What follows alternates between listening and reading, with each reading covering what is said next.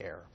And we always look forward to your joining our conversation, as the Congresswoman would like you to as well. So our phone lines are now open at 877-358-CLTV. That's 877-358-2588. Our guest now joining me, U.S. Congresswoman Jan Schakowsky. What an opportunity to talk to her. Great to see you again. Thank you, Paul. So you were here at holiday time. It was before the fiscal cliff vote. You said, don't be so sure we're not going to fall off the cliff. But and sure enough, we sort of did. And then we came back. It seemed that the answer for the House Republicans was fall off the cliff. And now we get to say that our votes are lowering your taxes. Was that the political game that was getting played?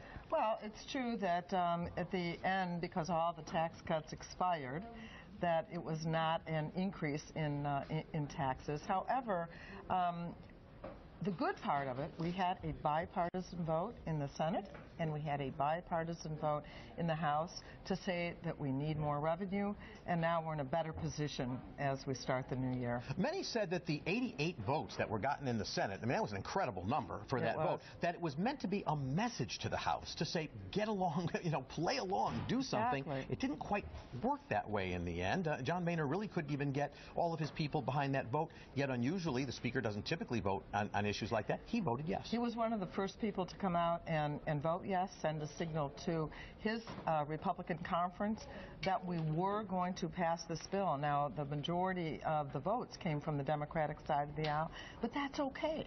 His members that didn't feel that they could vote for more revenue didn't have to. I hope that's a model for the future as we move forward. And of course, not all Democrats voted for the bill either. There's some who say we're just adding to the debt, and spending wasn't being reduced by this bill. But I suppose the president would say, well, don't talk to me about that. I wanted spending to be a part of this bill, and we couldn't agree. And that's what we're going to be dealing with going forward.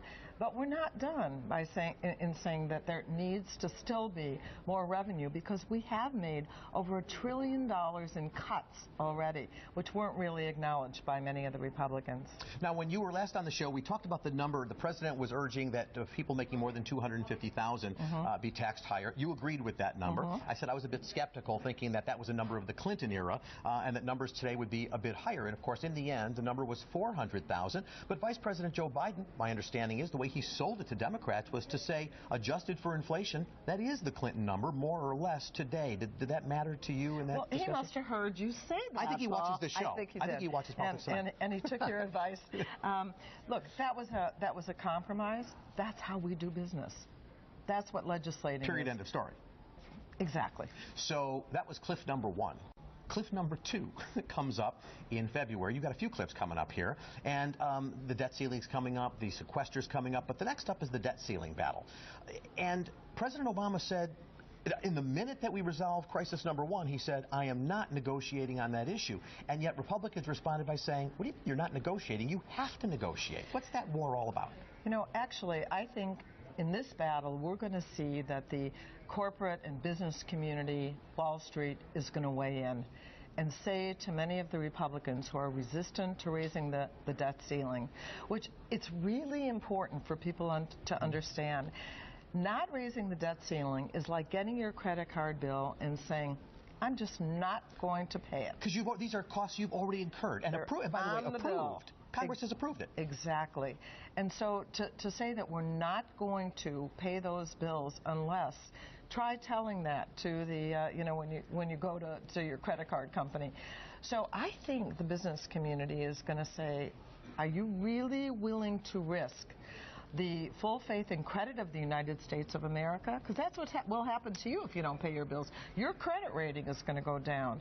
If the United States credit rating goes down, or even threatens to go down in just a few days, I think it's going to be a disaster for our economy. But the Republicans are indeed planning a battle. Some have said we will shut this government down. It's not like it hasn't happened before. It happened with Newt Gingrich, Bill Clinton, right?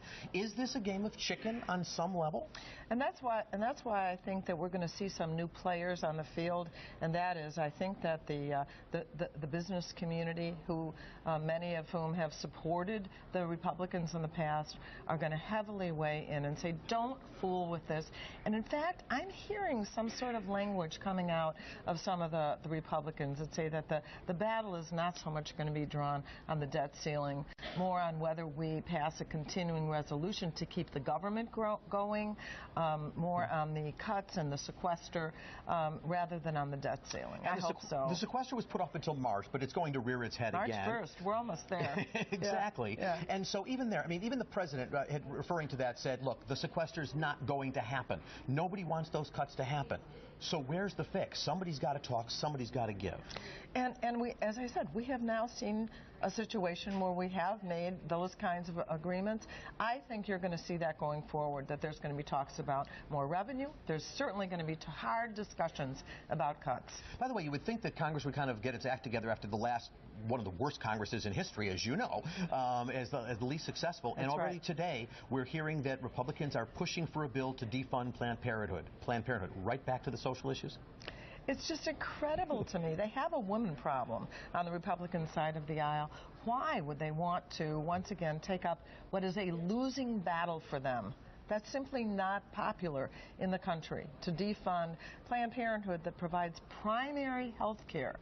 This is not an abortion organization. They provide health care to women. Bad idea on their part. The same thing happened in the 112th Congress. It was the first issues. It got to be all these social issues coming up again. Is it frustrating as a Democrat?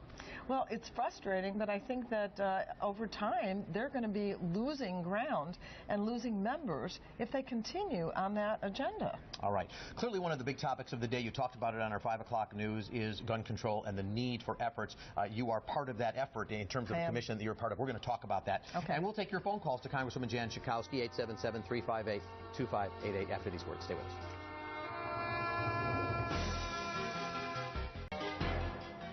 Welcome back to Politics Tonight. I'm visiting with Congresswoman Jan Schakowsky, representing Illinois' 9th Congressional District, just starting the 113th Congress. And, of course, a prime issue that's on your agenda is gun control because of the terrible tragedy that happened in Connecticut. You serve on the House Democratic Gun Violence Task Force, chaired by Mike Thompson out of California, who, by the way, he's a Democrat, but he's also a hunter, right? I mean, so he's a pro-gun guy. And that's really what's new about this coalition, that we have a lot of gun owners. We have NRA members who are supporting a sensible gun violence prevention agenda. And I'm very excited about the broad base of support now. NRA members believe that everyone should have a background check. So that's progress. This work is different because I know that Congressman Thompson appointed a bunch of vice chairs, 12 vice chairs and all that, but it all happened before the Biden commission.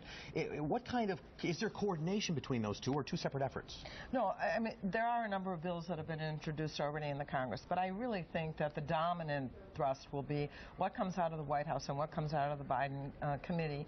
But I believe that they're going to coincide, that doing background checks will, and you know, even gun shop owners really want that. 40% of all the guns that are purchased are they don't have a background check. Because of loopholes or because they're not doing it? Because they can go to a gun show or go to a private dealer. So you can imagine that the licensed gun dealers would rather have people come into their gun shop where they do have to have a background check and purchase it that way. And so I think with this broad coalition that's developing, plus I have to tell you, the NRA has helped us in many ways because their positions have been very extreme. People do not want guns in classrooms. I want to share a Facebook question that came in for you. It came from Angela. Okay. And basically it ties two issues together. She says, why is gun control more important than mental health? You know, or she's an adequate mental health care. There is a connection, perhaps, on those issues. Of course there is, and it's not either or. It is not either or. I think that the Biden committee will probably also make some recommendations when it comes to guns getting into the hands of people with mental illness. Of course, we need to do a better job across the board for all kinds of reasons on the mental health front. But the guns are central. And I think that the new entry into the field is Gabby Giffords and her husband. And they just visited Connecticut and starting their own effort.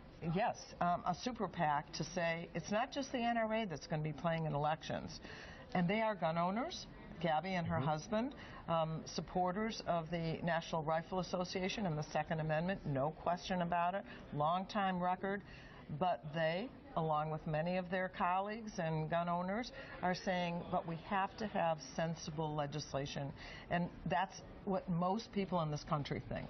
Can I ask you a political question? Most Congress people are terrified of the NRA. The last thing you want is the NRA coming after you. And yet, as I've looked at the last set of elections, the NRA put a lot of money in a lot of elections. They did not win a lot of them. Most of the anti-NRA candidates won. What does that say about the power of the NRA today? Yeah, they won less than 1% of the races that they entered. They spent $11 million.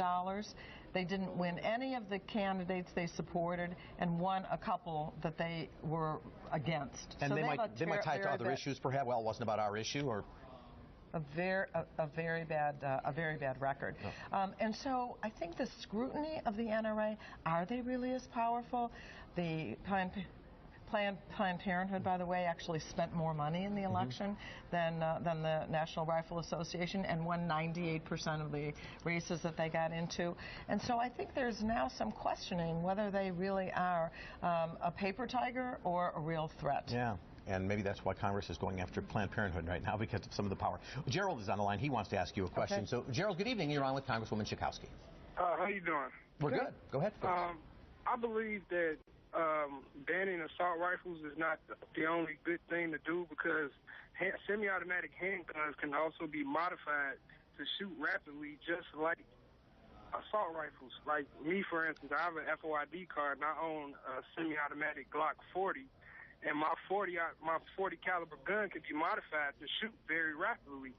And I also can go buy a high capacity magazine, which really it defeats the purpose, because people who own handguns can also do the same thing as people who own assault rifles. Yeah, Gerald, thank you, Congresswoman. I mean, that is one of the arguments. Is this really, should it really be about this gun and that clip? It almost seems piecemeal that way. Well, I do think that we're not going to solve in one piece of legislation everything.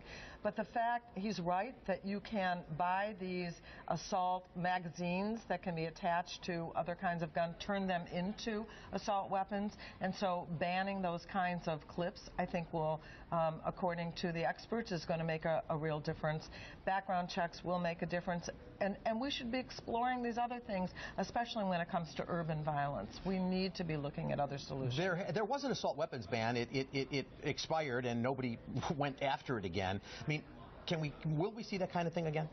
I think the president is determined to push that, and many of us in Congress, not just people like me from suburban Chicago, but gun owners from the West and the South, are also on board now.